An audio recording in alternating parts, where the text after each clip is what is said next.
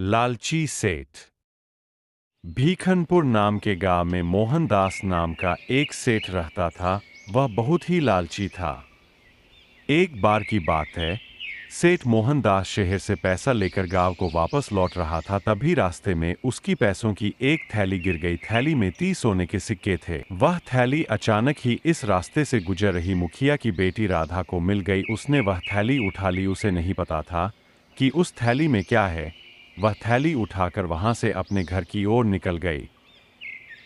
थैली लेकर राधा सीधे ही अपने पिताजी के पास पहुंची और उन्हें सारी बात बताई। पूरी बात सुनने के बाद पिताजी ने थैली खोली जिसमें 30 सिक्के थे और यह सोचकर अपने पास रख ली कि यह थैली जिसकी भी होगी उसको ढूंढ कर वापस कर देंगे। अगले दिन मोहनदास सेठ अपने पैसों की थैली ढूंढता हुआ मुखिया के घर पहुंचा। मुखिया ने सेठ को सारी बात बताकर ईमानदारी के साथ सेठ को उसकी थैली वापस कर दी। सेठ अपनी थैली देखकर बहुत खुश हो गया। उसने थैली खोली और सिक्के गिनने लगा। सेठ के मन में लालच आ गया। सेठ ने 10 सिक्के गायब होने की बात कही। मुखिया ने सेठ को बहुत समझाया पर वह नहीं समझा और थैली वहीं छोड़कर सीधा अदालत चला गया।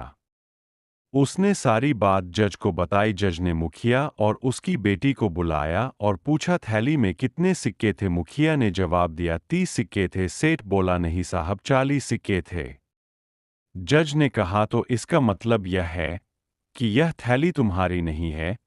यह थैली इसी लड़की के पास रहेगी जब तक इसका असली मालिक ना मिल जाए, और अगर कोई 40 सिक्कों की थैली आएगी तो मैं तुम्हें बुला लूंगा। अब तुम जा सकते हो।